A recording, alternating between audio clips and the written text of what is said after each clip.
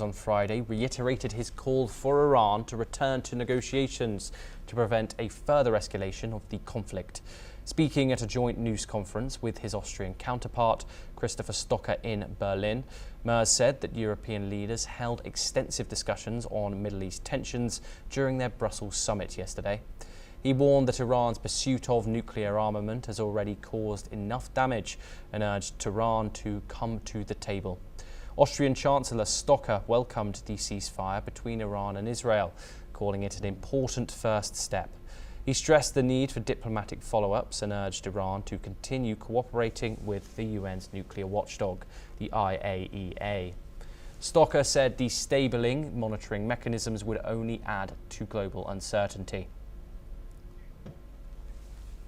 Now let's turn back to the United States, where in the latest development, court in New York has adjourned for the day in the sex trafficking trial of Sean Diddy Combs. Defense closing arguments will begin tomorrow morning, expected to last around 3 hours, followed by an hour-long prosecution rebuttal.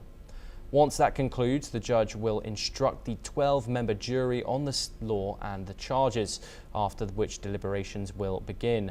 Sean Diddy Combs has confirmed he will not testify in his ongoing federal sex trafficking trial. Speaking directly to the judge, the music mogul said that he was doing great and even praised the court, calling the judge's work excellent. This comes as prosecutors wrapped up a 6-week case, calling 34 witnesses to support charges of sex trafficking and racketeering. Among the most crucial testimonies, 2 of Combs' former partners, Cassie Ventura and a woman identified only as Jane. Both say they were coerced into marathon sex acts called freak-offs or hotel nights, which Combs allegedly watched, recorded and sometimes organised. Combs' defence argues the acts were consensual and part of a swinger lifestyle. His lawyers rested their case without calling any witnesses, instead pushing for their charges to be dismissed, a decision now left to the judge. Combs has pleaded not guilty and remains in federal custody, with judges previously ruling he poses a danger to the community. In court, Combs has been active in his defence, passing notes to his lawyers and even drawing warnings from the judge for nodding at jurors during cross-examinations. Jurors were shown over 40 minutes of videos of Combs' recorded of the alleged events.